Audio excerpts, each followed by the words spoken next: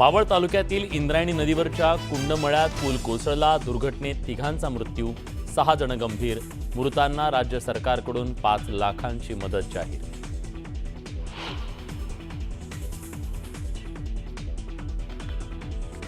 पुलात वाहून गेलेल्या 41 पर्यटकांची एनडीआरएफच्या टीमकडून सुखरूप सुटका। भर पावसात एनडीआरएफकडून बचाव कार्य सुरू। पुलासाठी 8 कोटींचा निधी मंजूर असूनही पुलाचं काम केलं नसल्याचा स्थानिकांचा आरोप। काम का रखडलं याची चौकशी करणार, अजित पवारांचं वक्तव्य।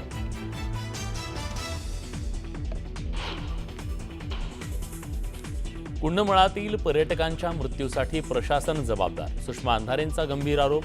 घटनेची सखोल चौकशी करण्याची रोहित पवारांची मागणी।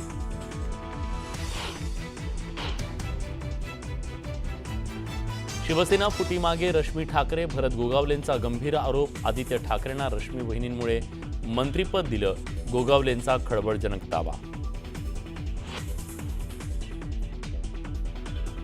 मुंबई महापालिका निवडणुकीसाठी उद्धव ठाकरे ॲक्शन मोडवर। सेना भवनमध्ये शाखा प्रमुखांची बैठक, मतदार याद्यांवर लक्ष ठेवण्याच्या सूचना।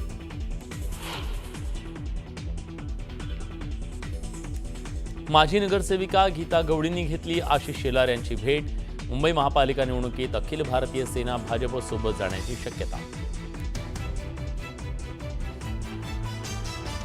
राजकोट किल्ल्यावरील शिवरायांच्या पुतळ्याच्या चबुतऱ्याजवळची जमीन खचली।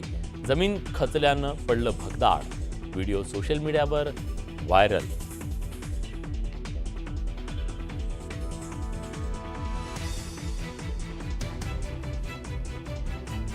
मावळमधील पूल दुर्घटनेनंतर सरकार अलर्ट। राज्यातील जुन्या पुलांचं ऑडिट करण्याचे उपमुख्यमंत्री एकनाथ शिंदेंचे आदेश।